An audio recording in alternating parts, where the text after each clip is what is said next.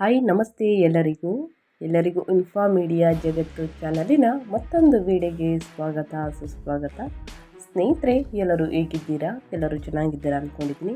ನಾನು ಕೂಡ ತುಂಬಾ ಚೆನ್ನಾಗಿದ್ದೀನಿ. ಎಲ್ಲರೂ ಚೆನ್ನಾಗಿದ್ದೀರಾ ಅಂದ್ಕೊಂಡು ಭಾವಿಸ್ಕೊಂಡು ಇವತ್ತಿನ ಒಂದು ವಿಡಿಯೋನ ಶುರು ಮಾಡ್ತಿರೋಣ.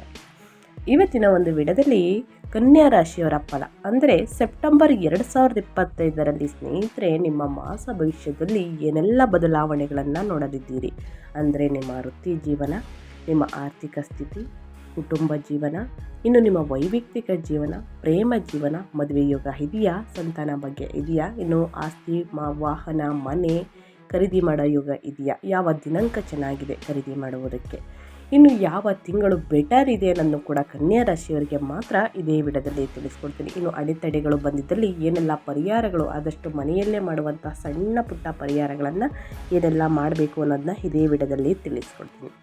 ಇದನ್ನೆಲ್ಲ ತಿಳ್ಕೊಬೇಕು ಅಂದರೆ ಎಲ್ಲೂ ಕೂಡ ವಿಡಿಯೋನ ಸ್ಕಿಪ್ ಮಾಡಬಾರ್ದು. ಅಂದರೆ ವಿಡಿಯೋನ ಕಟ್ ಮಾಡಿ ಓಡಿಸ್ಕೊಂಡು ಹೋಗಿ ನೋಡಿದ್ರೆ ಫುಲ್ ಇನ್ಫಾರ್ಮೇಷನ್ ಅರ್ಥ ಆಗಲ್ಲ.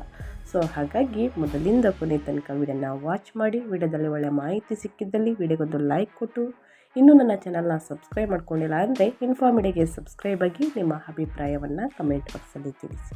ಯಾರೆಲ್ಲ ಸಬ್ಸ್ಕ್ರೈಬ್ ಮಾಡ್ಕೊಂಡಿದ್ದೀರಾ ಸ್ನೇಹಿತರೆ, ಅವ್ರಿಗೆ ಥ್ಯಾಂಕ್ ಯು ಸೋ ಮಚ್ ಅಂತ ಹೇಳ್ತಾ ತಡ ಮಾಡೋದು ಬೇಡ, ವಿಡಿಯೋದ ಕಡೆ ಗಮನ ಕೊಟ್ಬಿಡೋಣ.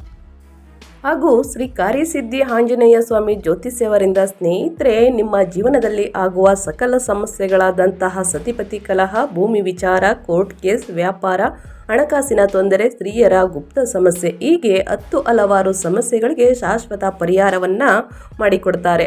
ಡಿಸ್ಪ್ಲೇ ಮೇಲೆ ಕಾಣುತ್ತಿರುವಂತಹ ಗುರುಜಿ ನಂಬರ್ಗೆ ಒಮ್ಮೆ ಕರೆ ಮಾಡಿ. ಕೇವಲ 2 ದಿನದಲ್ಲೇ 100% ನಿಮ್ಮ ಸಮಸ್ಯೆಗಳೆಲ್ಲ ದೂರ ಹೋಗಲಿದೆ. ಸೆಪ್ಟೆಂಬರ್ 2025ರಲ್ಲಿ ಸ್ನೇಹಿತರೆ ಕನ್ಯಾ ರಾಶಿಯವರ ಫಲ ಹೇಗಿರಲಿದೆ ಅಂತಂದರೆ ನಮ್ಮ ಜ್ಯೋತಿಷ್ಯಗಳಿಂದ ಸ್ನೇಹಿತರೆ ವಿವರವಾಗಿ ತಿಳಿಸಿದ್ದಾರೆ ಅಂತಲೇ ಹೇಳ್ಬೋದು. 2025 ಸೆಪ್ಟೆಂಬರಲ್ಲಿ ಕನ್ಯಾ ರಾಶಿಯವರಿಗೆ ಗ್ರಹಗಳ ಸಂಚಾರ ಹೇಗಿರಲಿದೆ ಅಂದರೆ ನಿಮ್ಮ 1ನೇ ಮನೆಗೆ ಕನ್ಯಾ ರಾಶಿಗೆ ಪ್ರವೇಶಿಸುತ್ತಾನೆ ಬುಧನು. ಅಲ್ಲಿ ಅವನು ಉಚ್ಚನಾಗಿರುತ್ತಾನೆ ಮತ್ತು ಸೂರ್ಯನು 17ರಂದು ಅನುಸರಿಸುತ್ತಾನೆ. ಗುರು ನಿಮ್ಮ 10ನೇ ಮನೆಯಲ್ಲಿ, ಶನಿ ನಿಮ್ಮ 7ನೇ ಮನೆಯಲ್ಲಿ, ರಾಹು ನಿಮ್ಮ 6ನೇ ಮನೆಯಲ್ಲಿ ಮತ್ತು ಕೇತು ನಿಮ್ಮ 12ನೇ ಮನೆಯಲ್ಲಿ ಮುಂದುವರಿಯುತ್ತಾರೆ. ಇನ್ನು ಒಟ್ಟಾರೆಯಾಗಿ ಹೇಳಬೇಕು ಅಂತಂದರೆ ಕನ್ಯಾ ರಾಶಿಯವರಿಗೆ ಸ್ನೇಹಿತರೆ ಈ ತಿಂಗಳಲ್ಲಿ ಏನೆಲ್ಲ ಅದೃಷ್ಟದ ಫಲಗಳನ್ನು ನೋಡಲಿದ್ದೀರಿ, ಕನ್ಯಾ ರಾಶಿಯವರು ನಿಮ್ಮ ಮಾಸ ಭವಿಷ್ಯದಲ್ಲಿ ಏನೆಲ್ಲ ಬದಲಾವಣೆಗಳನ್ನು ನೋಡಲಿದ್ದೀರಿ, ಯಾವುದರ ಬಗ್ಗೆ ಎಚ್ಚರಿಕೆ ವಹಿಸಬೇಕು ಅನ್ನೋದನ್ನ ನೋಡ್ತಾ ಹೋಗೋಣ. ಕನ್ಯಾ ರಾಶಿಯವರಿಗೆ ಒಟ್ಟಾರೆಯಾಗಿ ಹೇಳಬೇಕು ಅಂದರೆ ಸೆಪ್ಟೆಂಬರ್ 2025ರಲ್ಲಿ ಈ ತಿಂಗಳು ನಿಮಗೆ ಮಿಶ್ರ ಫಲಿತಾಂಶಗಳು ಇರುತ್ತವೆ.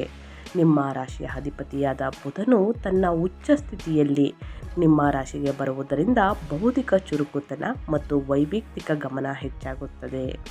ಆದರೆ ಇದಕ್ಕೆ ಪ್ರತಿಯಾಗಿ ಹೆಚ್ಚಿದ ಕೆಲಸದ ಹೊರೆ ಮತ್ತು ಪಾಲುದಾರಿಕೆಗಳಲ್ಲಿ ಒತ್ತಡವಿರುತ್ತದೆ ಸ್ನೇಹಿತರೆ. ಇನ್ನು ಆರ್ಥಿಕ ವಿಷಯಗಳನ್ನು ಎಚ್ಚರಿಕೆಯಿಂದ ನಿರ್ವಹಿಸಬೇಕಾಗುತ್ತದೆ. ಆದರೆ ಕುಟುಂಬ ಜೀವನವು ಬಹುತೇಕ ಸಕಾರಾತ್ಮಕವಾಗಿರುತ್ತದೆ ಅಂತಲೇ ಹೇಳ್ಬೋದು ಕನ್ಯಾ ರಾಶಿಯವರಿಗೆ. ಹಾಗಿದ್ದರೆ ನಿಮ್ಮ ವೃತ್ತಿ ಜೀವನದಲ್ಲಿ, ನಿಮ್ಮ ಉದ್ಯೋಗದಲ್ಲಿ ಏನಾದರೂ ಬದಲಾವಣೆಗಳು ಈ ತಿಂಗಳು ಇದೆಯಾ, ಯಾವುದರ ಬಗ್ಗೆ ಎಚ್ಚರಿಕೆ ವಹಿಸಬೇಕು, ಏನೆಲ್ಲ ಅದೃಷ್ಟವನ್ನು ನೋಡಲಿದ್ದೀರಿ ಅನ್ನೋದನ್ನ ನೋಡ್ತಾ ಹೋಗೋಣ ಸ್ನೇಹಿತರೆ. ಹೌದು, ನಿಮ್ಮ 1ನೇ ಮನೆಯಲ್ಲಿ ಸೂರ್ಯ ಮತ್ತು ಬುಧ ಸಂಚರಿಸುವುದರಿಂದ ಸ್ನೇಹಿತರೆ ವೃತ್ತಿಪರವಾಗಿ ನಿಮ್ಮ 10ನೇ ಮನೆಯಲ್ಲಿ ಗುರು ಇರುವುದರಿಂದ ನೀವು ಬೆಳವಣಿಗೆಗೆ ಅವಕಾಶಗಳನ್ನು ಕಾಣಲಿದ್ದೀರಿ. ಆದರೆ ತಿಂಗಳ 2ನೇ ವಾರ ಅಂದರೆ ಮಧ್ಯದಲ್ಲಿ ಸ್ನೇಹಿತರೆ ನಿಮ್ಮ 1ನೇ ಮನೆಯಲ್ಲಿ ಸೂರ್ಯ ಮತ್ತು ಬುಧ ಸಂಚರಿಸುವುದರಿಂದ ಬಹಳಷ್ಟು ಕೆಲಸದ ಹೊರೆ ಮತ್ತು ಒತ್ತಡವಿರುತ್ತದೆ. ನೀವು ಹೆಚ್ಚುವರಿ ಜವಾಬ್ದಾರಿಗಳನ್ನು ಸಹ ನೋಡಬಹುದಾಗುತ್ತದೆ.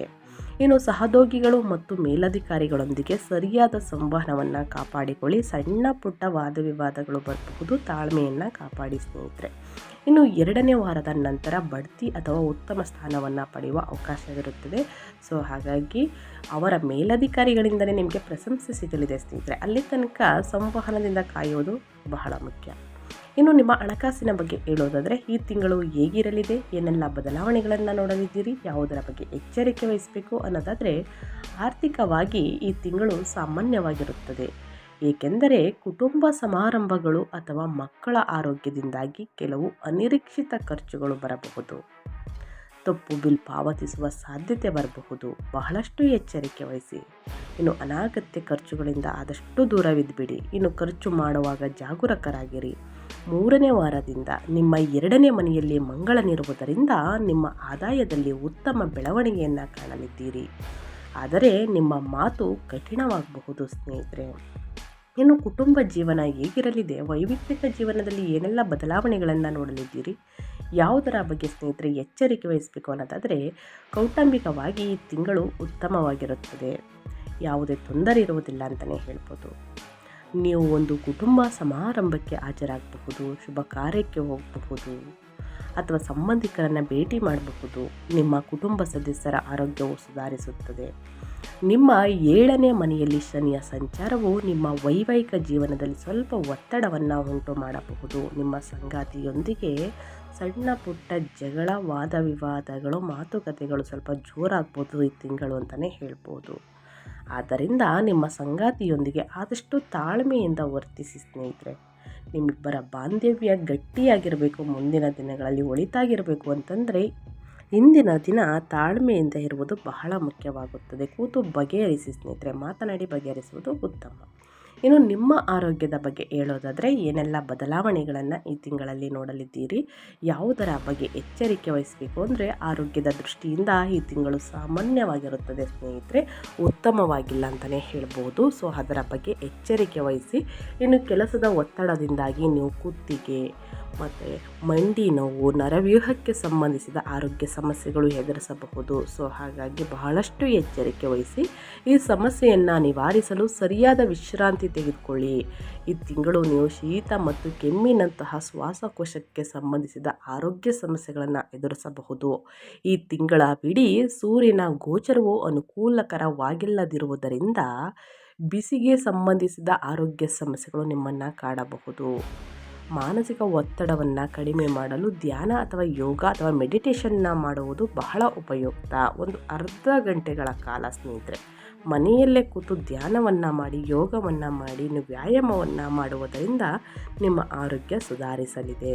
ಕುತ್ತಿಗೆ ಮತ್ತು ನರವ್ಯೂಹಕ್ಕೆ ಸಂಬಂಧಿಸಿದ ಆರೋಗ್ಯ ಸಮಸ್ಯೆಗಳು ಎದುರಾಗಿದ್ದರೆ ಸ್ನೇಹಿತರೆ ಪ್ರತಿದಿನ ವ್ಯಾಯಾಮ ಯೋಗವನ್ನು ಮಾಡಿ, ಎಲ್ಲವೂ ಕೂಡ ನಿವಾರಣೆಯಾಗಲಿದೆ.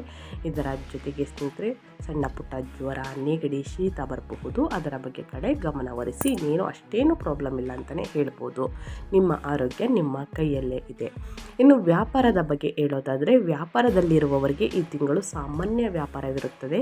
ಆದರೆ ಆರ್ಥಿಕವಾಗಿ 2ನೇ ವಾರದ ನಂತರ ನಿಮಗೆ ಕೆಲವು 2ನೇ ವಾರದಿಂದ ಅನಿರೀಕ್ಷಿತ ಆದಾಯ ಅಥವಾ ಕಾಂಟ್ರಾಕ್ಟ್ ಲಭಿಸಬಹುದು. ಧನ ಲಾಭವನ್ನು ನೋಡಲಿದ್ದೀರಿ. ನಿಮ್ಮ ವ್ಯಾಪಾರದ ಮೇಲೆ ಶನಿಯ ಪ್ರಭಾವದಿಂದಾಗಿ ಪಾಲುದಾರಿಕೆಗಳನ್ನು ಎಚ್ಚರಿಕೆಯಿಂದ ನಿರ್ವಹಿಸಬೇಕಾಗುತ್ತದೆ. ನಾನು ಯಾವ ವಿಷಯದಲ್ಲಿ ಎಚ್ಚರಿಕೆ ವಹಿಸಬೇಕು, ಏನೆಲ್ಲ ಘಟನೆ ನಡೆಯುತ್ತೆ ಅನ್ನೋದನ್ನ ತಿಳಿಸ್ಕೊಡ್ತೀನಿ ಮುಂದಿನದಾಗಿ. ಆ ವಿಷಯದ ಬಗ್ಗೆ ಎಚ್ಚರಿಕೆ ವಹಿಸಿ, ಎಲ್ಲದೂ ಕೂಡ ಒಳಿತಾಗಲಿದೆ. ಶನಿಯ ಪ್ರಭಾವದಿಂದಾಗಿ ಪಾಲುದಾರಿಕೆಗಳನ್ನು ಎಚ್ಚರಿಕೆಯಿಂದ ನಿರ್ವಹಿಸಬೇಕಾಗುತ್ತದೆ ಕನ್ಯಾ ರಾಶಿಯವರು. ಈ ತಿಂಗಳು ನಿಮಗೆ ಧನ ಪ್ರವಾಹ ಕಂಡು ಬರುತ್ತದೆ. ಖರ್ಚುಗಳು ಹೆಚ್ಚಾಗಿರಬಹುದು. ಆದ್ದರಿಂದ ನಿಮ್ಮ ಖರ್ಚುಗಳನ್ನು ಎಚ್ಚರಿಕೆಯಿಂದ ಮೇಲ್ವಿಚಾರಣೆ ಮಾಡಿ. ಹೊಸದಾಗಿ ಹೂಡಿಕೆ ಮಾಡುವಾಗ ಜಾಗರೂಕರಾಗಿರಿ. ಯಾರನ್ನೂ ಕೂಡ ನಿಮ್ಮ ಫ್ಯಾಮಿಲಿಯಲ್ಲಾಗಲಿ, ಫ್ರೆಂಡ್ಸ್ಗಳಲ್ಲಾಗಲಿ ಸ್ನೇಹಿತರೆ ಕುರುಡರಾಗಿ ನಂಬೇಡಿ. ನಿಮ್ಮ ನಿರ್ಧಾರ ಅಂತಿಮ ನಿರ್ಧಾರವಾಗಲಿ. ಸಾಧ್ಯವಾದರೆ ಈ ತಿಂಗಳು ದೊಡ್ಡ ಹೂಡಿಕೆಗಳನ್ನು ಮಾಡುವುದನ್ನು ತಪ್ಪಿಸಿ ಸಣ್ಣ ಪುಟ್ಟ ಹೂಡಿಕೆಯನ್ನು ಮಾಡಬೇಕು ಅಂತಂದರೆ ಸ್ನೇಹಿತರೆ 2ನೇ ವಾರದ ನಂತರ ಹೂಡಿಕೆಯನ್ನು ಮಾಡುವುದು ಬಹಳ ಮುಖ್ಯ. ಇನ್ನು ಅದೇ ರೀತಿ ವಿದ್ಯಾರ್ಥಿಗಳ ಬಗ್ಗೆ ಹೇಳೋದಾದರೆ, ಶಿಕ್ಷಣದಲ್ಲಿ ಏನೆಲ್ಲ ಬದಲಾವಣೆಗಳನ್ನು ಕನ್ಯಾ ರಾಶಿ ವಿದ್ಯಾರ್ಥಿಗಳು ನೋಡಲಿದ್ದೀರಿ, ಯಾವುದರ ಬಗ್ಗೆ ಎಚ್ಚರಿಕೆ ವಹಿಸಬೇಕು ಅಂದರೆ, ವಿದ್ಯಾರ್ಥಿಗಳು ಪರೀಕ್ಷೆಗಳನ್ನು ಬರೆಯುವಾಗ ಅಥವಾ ಉನ್ನತ ಶಿಕ್ಷಣಕ್ಕೆ ಅರ್ಜಿಯನ್ನು ಸಲ್ಲಿಸುವಾಗ ಜಾಗರೂಕರಾಗಿರಬೇಕು. ನಿಮ್ಮ ರಾಶಿಯಲ್ಲಿ ಉಚ್ಚ ಸ್ಥಿತಿಯಲ್ಲಿರುವಂತಹ ಬುಧನಿರುವುದರಿಂದ ನಿಮ್ಮ ಬುದ್ಧಿವಂತಿಕೆಯು ಚುರುಕಾಗಿರುತ್ತದೆ. ಆದರೆ ನೀವು ಅತಿಯಾದ ಆತ್ಮವಿಶ್ವಾಸವನ್ನು ತಪ್ಪಿಸಬೇಕು. ಈ ತಿಂಗಳು ಕೆಲವು ತಪ್ಪು ತಿಳುವಳಿಕೆಗಳು ಅಥವಾ ಸಂವಹನದಲ್ಲಿ ಸಮಸ್ಯೆಗಳನ್ನು ಸೂಚಿಸಲಾಗುತ್ತದೆ. ನಿಮ್ಮ ಅಧ್ಯಯನದ ಮೇಲೆ ಗಮನ ಹರಿಸಿ ಮತ್ತು ನಿಮ್ಮ ಗುರುಗಳು ಸೂಚನೆಗಳನ್ನು ಅನುಸರಿಸಿ ತಂದೆ ತಾಯಿಯ ಮಾತುಗಳನ್ನು ಆಲಿಸಿ ಸ್ನೇಹಿತರೆ. ಈ ರೀತಿ ಮಾಡುವುದರಿಂದ ಪ್ರತಿಯೊಬ್ಬ ವಿದ್ಯಾರ್ಥಿಗಳು ಕೂಡ ಅಧ್ಯಯನದ ಕಡೆ ಗಮನ ಕೊಟ್ಟು ಏಕಾಗ್ರತೆಯಿಂದ ಓದುವುದರಿಂದ ಉನ್ನತ ಫಲಿತಾಂಶವನ್ನು ನೋಡಬಹುದು. ಸೊ ಕನ್ಯಾ ರಾಶಿಯವರಿಗೆ ವಿದ್ಯಾರ್ಥಿಗಳಿಗೆ ಮಿಶ್ರ ಫಲಿತಾಂಶ ಅಂತಲೇ ಹೇಳ್ಬೋದು. ಈ ತಿಂಗಳು ಉನ್ನತ ಫಲಿತಾಂಶವನ್ನು ನೋಡಲಿದ್ದೀರಿ. ಯಾವುದೇ ಕಡೆ ಭಯ ಬೇಡ. ಇನ್ನು ತಜ್ಞರ ಸಲಹೆ ಮತ್ತು ಪರಿಹಾರಗಳ ಪ್ರಕಾರ ಸ್ನೇಹಿತರೆ ಈ ತಿಂಗಳಲ್ಲಿ ಏನೆಲ್ಲ ಪರಿಹಾರಗಳನ್ನು ಮಾಡಬೇಕು, ಯಾವುದರ ಬಗ್ಗೆ ಎಚ್ಚರಿಕೆ ವಹಿಸಬೇಕು ಅಂದರೆ ಸ್ನೇಹಿತರೆ, ಕೆಲಸದ ಒತ್ತಡ ನಿರ್ವಹಿಸಲು ನಿಮ್ಮ ರಾಶಿಯಲ್ಲಿ ಸೂರ್ಯ ಮತ್ತು ಬುಧ ಒತ್ತಡವನ್ನು ಹೆಚ್ಚಿಸುತ್ತಿರುವುದರಿಂದ ವಿಷ್ಣು ಸಹಸ್ರನಾಮವನ್ನು ಪಠಿಸಿ. ವಿಶೇಷವಾಗಿ ಬುಧವಾರ ಮತ್ತು ಭಾನುವಾರದಂದು ಸ್ನೇಹಿತರೆ ವಿಷ್ಣು ಸಹಸ್ರನಾಮವನ್ನು ಪಠಿಸಿ ಸ್ನೇಹಿತರೆ. ಕೆಲಸದ ಒತ್ತಡ ಮತ್ತು ಕೆಲಸದಲ್ಲಿ ಅಡೆತಡೆಗಳು, ಕಷ್ಟಗಳು, ಸಮಸ್ಯೆಗಳೆಲ್ಲವೂ ಕೂಡ ದೂರ ಹೋಗಲಿದೆ ಅಂತಲೇ ಹೇಳಬಹುದು. ಇನ್ನು ನಿಮ್ಮ ಆರೋಗ್ಯಕ್ಕಾಗಿ ಸ್ನೇಹಿತರೆ ಪ್ರತಿದಿನ ನರವ್ಯೂಹವನ್ನು ಶಾಂತಗೊಳಿಸಲು ಪ್ರತಿದಿನ ಪ್ರಾಣಾಯಾಮವನ್ನು ಮಾಡಿ, ಉಸಿರಾಟದ ವ್ಯಾಯಾಮಗಳನ್ನು ಮಾಡಿ, ಅಭ್ಯಾಸವನ್ನು ಮಾಡಿ ಕೂಡ ಒಳಿತಾಗಲಿದೆ. ಒತ್ತಡದಿಂದ ಉಂಟಾಗುವ ಆರೋಗ್ಯ ಸಮಸ್ಯೆಗಳನ್ನು ಎದುರಿಸಲು ತಪ್ಪದೇ ಇದನ್ನು ಮಾಡಬೇಕಾಗುತ್ತದೆ. ಜೊತೆಗೆ ನಿಮ್ಮ ಆರೋಗ್ಯ ಸಮಸ್ಯೆ ಎಲ್ಲ ನಿವಾರಣೆಯಾಗಿ ಉತ್ತಮ ಆರೋಗ್ಯವನ್ನು ಪಡೆದುಕೊಳ್ಬೇಕು ಅಂದರೆ ಪ್ರತಿ ಶನಿವಾರ ಸ್ನೇಹಿತರೆ ಮದ್ಯಪಾನವನ್ನು ಮತ್ತು ಮಾಂಸಾಹಾರವನ್ನು ತ್ಯಜಿಸಿ ಬಿಟ್ಟು ಸ್ನೇಹಿತರೆ ಶನಿ ದೇವರನ್ನು ಪ್ರಾರ್ಥನೆ ಮಾಡಿ, ಶನಿ ದೇವರಿಗೆ ಕಪ್ಪೆಳ್ಳೆಣ್ಣೆಯಿಂದ ದೀಪವನ್ನು ಹಚ್ಚಿ ಎಲ್ಲವೂ ಕೂಡ ಒಳಿತಾಗಲಿದೆ. ಕಷ್ಟಗಳು, ಸಮಸ್ಯೆಗಳು ಏನೇ ಇದ್ದರೂ ಕೂಡ ನಿವಾರಣೆಯಾಗಲಿದೆ. ಈ ಎರಡೂ ಪರಿಹಾರಗಳನ್ನು ತಪ್ಪದೆ ಮನೆಯಲ್ಲೇ ಮಾಡಿ. ಇನ್ನು ವಿದ್ಯಾರ್ಥಿಗಳು ಏಕಾಗ್ರತೆಯನ್ನು ಹೆಚ್ಚಿಸಲು, ಚುರುಕುತನವನ್ನು ಜಾಸ್ತಿ ಮಾಡಲು, ಇನ್ನು ಅಧ್ಯಯನದ ಕಡೆ ಗಮನ ಬರಲು ಸ್ನೇಹಿತರೆ ಪ್ರತಿದಿನ ಏನು ಮಾಡಬೇಕಾಗುತ್ತದೆ ಅಂದರೆ ಓದುವ ಮುನ್ನ ಸ್ನೇಹಿತರೆ ಹನುಮಾನ್ ಚಾಲಿಸವನ್ನು ಆದಷ್ಟು ಹೇಳುವುದು ಬಹಳ ಮುಖ್ಯ. 12 ಬಾರಿ, 11 ಬಾರಿ, 21 ಬಾರಿ ಹೇಳಿ ಸ್ನೇಹಿತರೆ ಒಳಿತಾಗಲಿದೆ.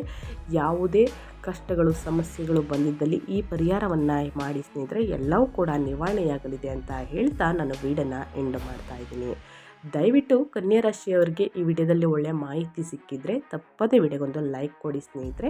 ಲೈಕ್ ಕೊಡೋದನ್ನ ಮರಿತಿದ್ದೀರಾ. ಈ ವಿಡಿಯೋ ಯೂಸ್ಫುಲ್ ಅನಿಸಿದ್ದಲ್ಲಿ ಕನ್ಯಾ ರಾಶಿಯವರು ನಿಮ್ಮ ಫ್ಯಾಮಿಲಿ ಫ್ರೆಂಡ್ಸ್ಗಳಲ್ಲಿ ಇದ್ದರೆ ಸ್ನೇಹಿತರೆ ಈ ಅದೃಷ್ಟ ರಾಶಿನ ಅವರಿಗೆ ಶೇರ್ ಮಾಡಿ. ನಿಮ್ಮ ಕಡೆಯಿಂದ ಕೂಡ ಅವರು ಹೊಸ ಅಪ್ಡೇಟ್ನ ತಿಳ್ಕೊಂಡಂಗಾಗುತ್ತೆ. ಯಾರೆಲ್ಲ ಸಬ್ಸ್ಕ್ರೈಬ್ ಮಾಡಿಕೊಂಡು ಪ್ರತಿನಿತ್ಯ ವಿಡಿಯೋ ವಾಚ್ ಮಾಡ್ತಿದ್ದೀರಾ ಅಂಥವರಿಗೆ ಮತ್ತೊಮ್ಮೆ ಥ್ಯಾಂಕ್ ಯು ಸೋ ಮಚ್ ಅಂತ ಹೇಳ್ತಾ ನಿಮಗೂ ಮತ್ತು ನಿಮ್ಮ ಕುಟುಂಬಕ್ಕೆ ತುಂಬಾ ಒಳ್ಳೆಯದಾಗಲಿ. ಮತ್ತೊಂದು ವಿಡಿಯೋ ಜೊತೆ ಮತ್ತೊಂದು ಹೊಸ ಅಪ್ಡೇಟಲ್ಲಿ ಸಿಗ್ತೀನಿ. Thank you for watching.